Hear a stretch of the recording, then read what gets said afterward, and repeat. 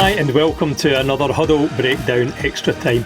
I'm your host Martin Murphy and joined as ever by James and by Alan. Guys, breaking news. We can reveal exclusively. Might be over-egging that. Nicholas Kuhn seems to have agreed terms with Como, subject to a medical. And I think we're looking at a fee of around about 16.4 million, you reckoned, Alan, potentially at the moment? Yes, I'm sorry, I have not got my Jim White yellow tie on or jacket. That's very poor. I came prepared. I knew there was going to be breaking news. Yeah, I mean, if that is the fee, and the old Fabrizio Romano is reporting that as the transfer fee, 19 million euros, nothing new under the sun here, is there? We'll rip anyone off. Which is about 16.5 million, give or take. Don't know about add-ons and so forth. That'll probably emerge through various sources over the days. But I think for me personally, at that price point, that represents great business for Celtic.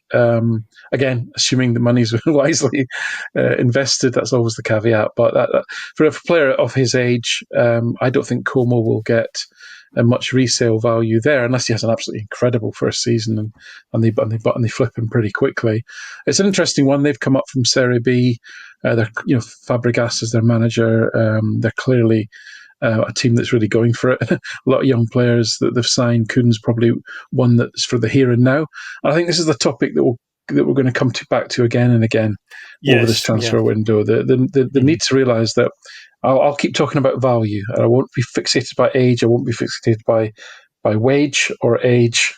I'll be fixated by value, and that is the key thing. And I think a lot of these clubs, when we talk about people being smart, it doesn't necessarily mean buying lots of young players. It means being smart. It means getting the right player for the right price point on the right wage for the right contract that meets your needs and makes your team stronger.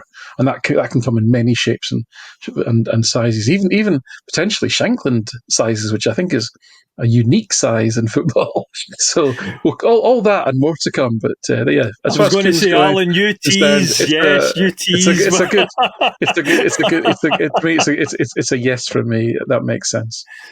Yeah, and we will be, as Alan was alluding to there, looking at in depth as we do in extra time, Celtic's transfer business ins and outs, and of course other Scottish football clubs, possibly Heart of Midlothian, as you were considering. And we'll also consider what's going on over at Snake Mountain and see the ins and outs there as well. And very, very quickly, James, because we're just going to move on and return to this a little bit later. But do you think, going over to Italy to play for Como, do you think Kuhn will be a little bit less crabbit looking and torn-faced? Do you think the weather will help him, the climate? One would hope. The women, the weather. I mean, Northern Italy, not too bad, I hear. So I've never been to Como myself, but I've been past that area. Seems pretty nice to me. Seems all right. But we're going to get straight into a feature that you guys did with a guest analyst, Will Baber, who very much an aspiring analyst, but very importantly for us, of course, quite aside from being a huge MK Dons fan and therefore another Matt O'Reilly lover, he's got a good insight into Danish football, and he'll be talking to us a little bit about our new signing, Nygren. Very, very keen to hear what he's got to say, of course, and we'll then discuss that a little bit in the aftermath. So I hope everyone enjoys Will's input here just now.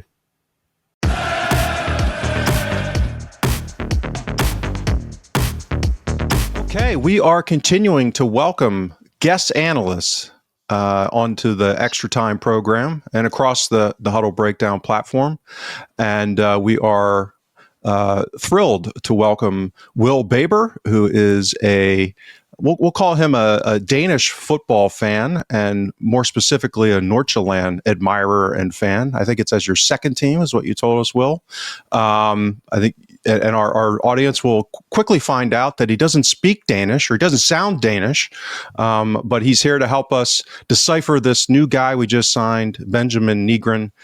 figure out if he's any good or not, where the hell he's going to play, what's the plan on the Celtics side. So, Will, welcome to the Huddle Breakdown, and we're really happy to have you. Well, thank you for having me on. So Nygren will be a massively exciting player for you, so I can't wait to get into it. Yeah, great.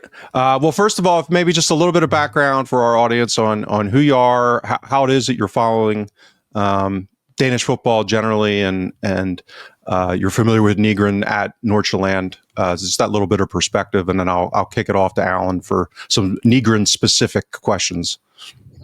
Okay, perfect. So obviously I'm from Aylesbury in England, so not quite Denmark, but I think the Danish football is all 3-on-1 football to watch. So I'd end up, watching, trying to start scouting sort of thing.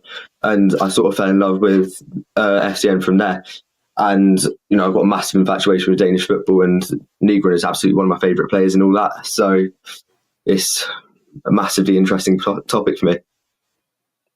Excellent. Alan? Yeah, so that's good to hear. Well, I have to be honest with you. So our house style isn't necessarily to be kind of fanboys. So as much as it's great that you're a great fan of Nygren and that you're really positive about Nordsjælland and Nygren in particular, you feel absolutely authorized to give us, your warts and all opinion, because we do like to delve into the weaknesses and so forth of players as well. So we will get into that, but before we don't want to start on a negative, right? So actually, we had Brendan Rodgers come out yesterday. It was his kind of sit down on Celtic TV as start of the season, pre-season interview with the channel, what have you, it's the usual softball stuff. But he was asked about Nygren, and he really, in summary, if I could pick out the main point of it, saw him as a player who's going to really increase Celtic's options in the final third. He really saw him as somebody who's going to lend a lot of attributes to the attack. He didn't specify where he saw Nygren playing exactly, which is fair enough.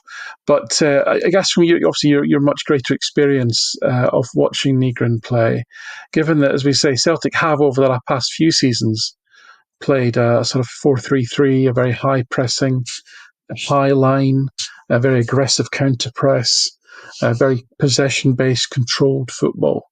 Given those facts, now some of those shape elements might change based on some of the signings we've made this summer, but the principles that I've laid out there in terms of high pressing, controlled aggression, in terms of counter pressing, control of the ball, control of space, that won't change irrespective of the team shape. Where do you see Nygren fitting into a team that plays that way? Okay, so firstly, I think it's something he's obviously familiar with. I think it's very much in the right stream philosophy that Nordsjælland sort of look to employ. Obviously, part of the whole right stream group. Very high press. He works very hard. I think in terms of the Celtics 4-3-3 system, I think you have quite touchline wingers.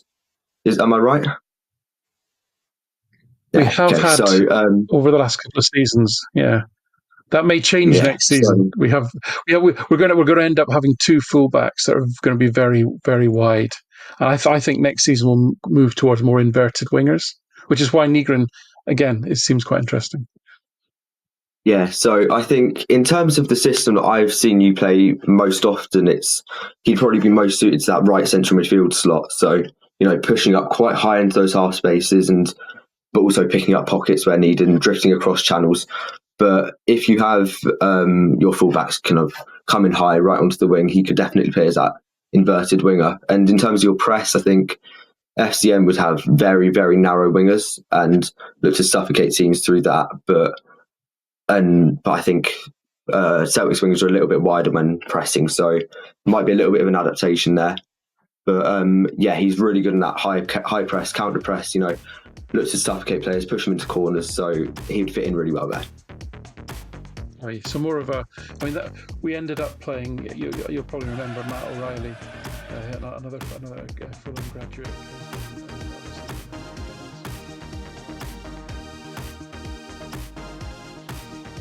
We hope you enjoyed this free preview from all of us here at the Huddle Breakdown. We know you have options and we really appreciate you tuning in. To hear the rest of this episode and for much more Huddle Breakdown content, head on over to www.huddlebreakdown.com. We hope you consider subscribing. Thank you.